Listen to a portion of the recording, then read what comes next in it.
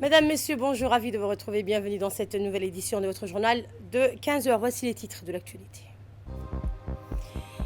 Djibouti, France, des échanges fructueux entre le président de la République, Ismaël Omar Guelleh, et son homologue français, Emmanuel Macron, au palais présidentiel. Les relations bilatérales entre Djibouti et la France prennent un nouvel élan avec la rencontre entre les deux chefs d'État. Et Arta, une étape importante pour renforcer la gouvernance locale et l'engagement citoyen dans la région. En RDC, le Conseil de sécurité prolonge le mandat de la MONUSCO. Face aux défis sécuritaires persistants, l'ONU réaffirme son soutien à la stabilisation du pays. Bonjour et merci de nous accueillir chez vous. Ce matin, après son arrivée hier soir à Djibouti, le président français Emmanuel Macron a été chaleureusement accueilli par son homologue, le président de la République Ismaël Omar Guelleh, au Palais de la République. Un moment symbolique marquant le début d'une rencontre à forte dimension diplomatique et stratégique. La cérémonie d'accueil, empreinte de solennité, a été méticuleusement orchestrée au rythme des hymnes des deux nations et de la fanfare nationale. Les deux chefs d'État ont affiché leur fanfare, ont affiché leur volonté de renforcer les relations franco-djiboutiennes. Ce geste, plus qu'un simple protocole, a illustré le respect mutuel et la volonté partagée de construire un avenir commun en dépit des défis géopolitiques actuels. Cette visite officielle représente un tournant dans les relations bilatérales, ouvrant la voie à une coopération pragmatique et un partenariat durable, une rencontre où l'avenir et la coopération France-Djibouti s'écrit dans un cadre d'opportunités économiques, sécuritaires et diplomatiques.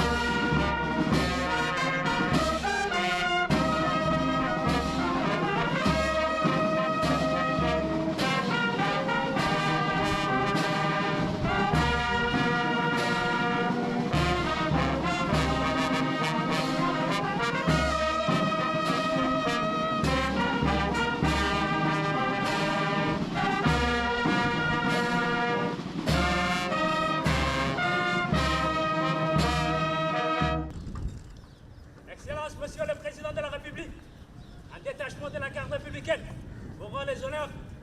Commandant Souleymane Officier, commandant des troupes, à vous ordre, Monsieur le Président.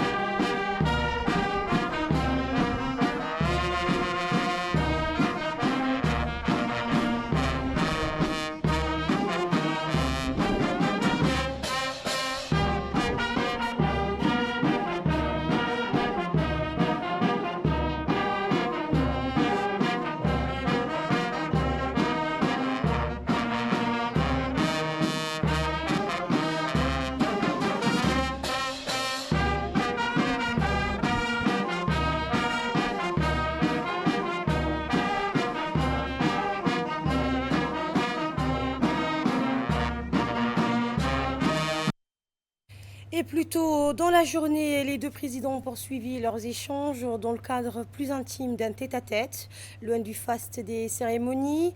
Eh bien, Ismaël Omar Guelleh et Emmanuel Macron ont engagé un dialogue direct et franc, un échange qui a permis de poser les bases d'une coopération stratégique approfondie, politique, économie, sécurité, éducation, autant de thématiques abordées dans un esprit de franchise et de vision partagée.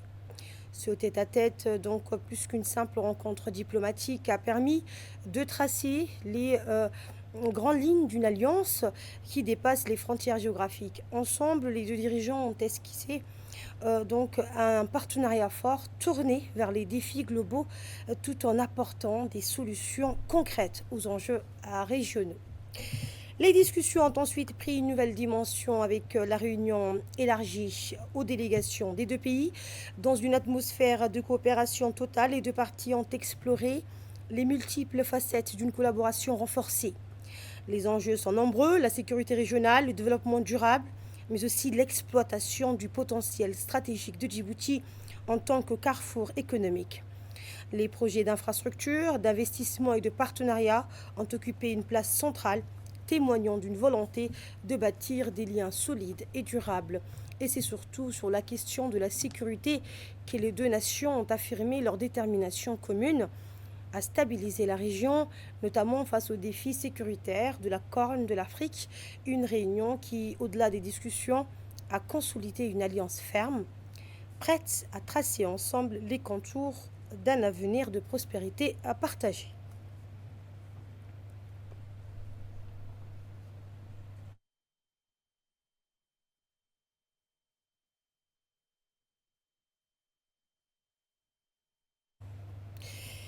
Et suite à une réunion bilatérale élargie entre les délégations des deux pays, en présence du président de la République, Ismaël Omar Guelleh, et du président de la République française, Emmanuel Macron, une déclaration d'intention a été signée. Les deux chefs d'État donc, ont procédé à la signature d'une déclaration d'intention portant sur deux projets stratégiques, notamment la construction d'un deuxième aéroport international à Biredley, un projet qui ambitionne de faire de Djibouti une plaque tournante de la connectivité régionale et mondiale, facilitant les échanges commerciaux et renforçant l'attractivité économique du pays. Ce nouvel aéroport incarnera non seulement une modernisation des infrastructures, mais aussi un levier majeur pour le développement économique et touristique de la région.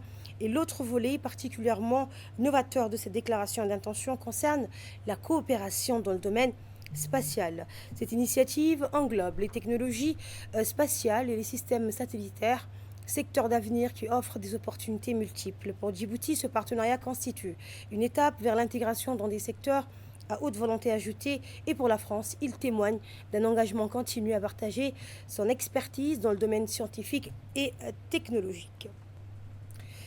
Et la République de Djibouti a franchi un jalon historique dans son programme spatial en lançant aujourd'hui son deuxième nanosatellite Djibouti 1B depuis la base spatiale de Vandenberg en Californie.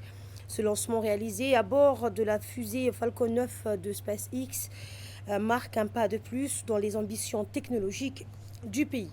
Conçu pour compléter son prédécesseur Djibouti 1A, le nanosatellite Djibouti 1B renforce les efforts de collecte de données environnementales, climatiques et sismiques.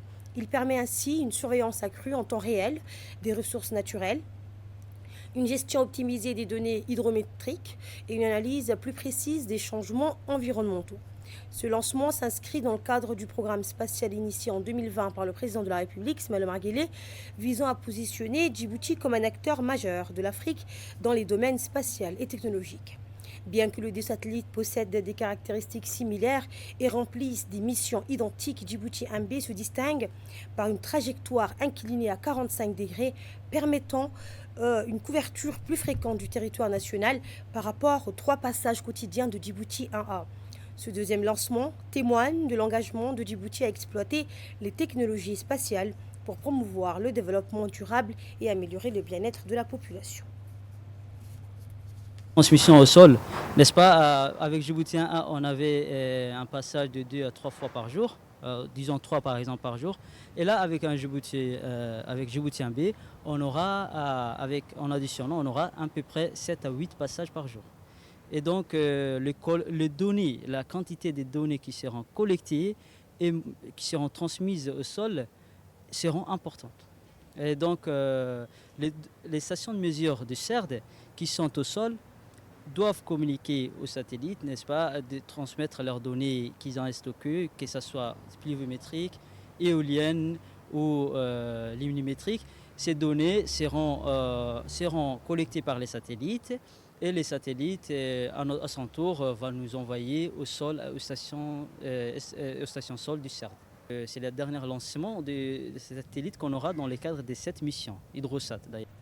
La mission donc, de l'ONU en RDC prolongée jusqu'en 2025. Le Conseil de sécurité de l'ONU a prolongé d'1 an le mandat de la MONUSCO en RDC. Maintenant, plus de 110 000 casques bleus dans le pays jusqu'en décembre 2025. Cette décision fait suite à une demande des autorités congolaises, bien que la crise persistante avec les rebelles du M23, notamment au Nord Kivu et en Ituri, ait conduit à suspendre le retrait prévu dans ces régions. Un plan de retrait ordonné reste à définir, avec pour objectif de concentrer la présence de la MONUSCO dans les zones les plus instables. Et c'est ainsi que se referme cette édition. Merci à vous de l'avoir suivi.